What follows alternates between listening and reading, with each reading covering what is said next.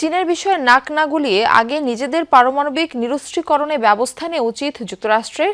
বেইজিংয়ে সামরিক তৎপরতা নিয়ে পেন্টাগনের খসড়া রিপোর্ট নিয়ে প্রতিক্রিয়ায় এমন মন্তব্য করেছে বেইজিং। চীন পররাষ্ট্র মন্ত্রণালয়ের মুখপাত্র বলেছেন, সবচেয়ে বড় পারমাণবিক শক্তিধর হিসেবে ওয়াশিংটনেরই আগে দায়িত্ব নেওয়া উচিত। কোনো দেশের সাথে অস্ত্র প্রতিযোগিতা নয়, কেবল আত্মরক্ষার কৌশল হিসেবে পারমাণবিক কর্মসূচি পরিচালনা করে চীন। ভোগান্তি ভুলে চলে আসুন রিগালে। ওয়ারেন্টি সহ স্টাইলিশ কালেকশন নিয়ে রেডি রিগাল ফার্নিচার। নৌবহরে নতুন 3টি রণতরী সংযোজনের ঘোষণা দিয়েছেন প্রেসিডেন্ট ডোনাল্ড ট্রাম্প, যা হবে আগেরগুলোর চেয়েও বিশাল। 12 থেকে 15টি সাবমেরিন, হাইপারসনিক ও ক্রুজ মিসাইলের পাশাপাশি 20 থেকে 25টি যুদ্ধজাহাজ যুক্ত করার পরিকল্পনাও আছে, যা হবে আগের যে কোনো যুদ্ধজাহাজের তুলনায় শতগুণ বেশি শক্তিশালী।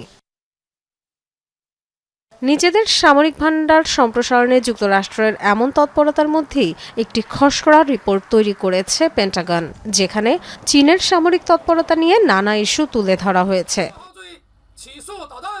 বলা হয়েছে, মঙ্গোলিয়ার সীমান্তে আরও শক্তিশালী শতাধিক আন্তঃমহাদেশীয় ব্যালিস্টিক ক্ষেপণাস্ত্র মোতায়েন করেছে বেইজিং। যে কোনো পরমাণু শক্তিধর দেশের তুলনায় দ্রুত গতিতে অস্ত্রভান্ডার সমৃদ্ধ করছে তারা। 2030-এর মধ্যে ওয়ারহেডের সংখ্যা দাঁড়াবে 1000-এ। এছাড়া নিরস্ত্রীকরণ সংক্রান্ত আলোচনায় আগ্রহী নয় বেইজিং, এমন কথা উল্লেখ করা হয়েছে। পেন্টাগনের প্রতিবেদন নিয়ে কড়া প্রতিক্রিয়া জানিয়েছে চীন। নিয়মিত প্রেস ব্রিফিংয়ে দেশটির পররাষ্ট্র মন্ত্রণালয়ের মুখপাত্র বলেন, নিজেদের সামরিক তৎপরতার পক্ষে অজুহাত তৈরি এ ধরনের প্রচারণার উদ্দেশ্য। চীনের দিকে আঙুল না তুলে নিজেদের পরমাণু অস্ত্র কমানোর বিষয়ে নজর দেওয়া উচিত ওয়াশিংটনের, এমন মন্তব্য করেন তিনি।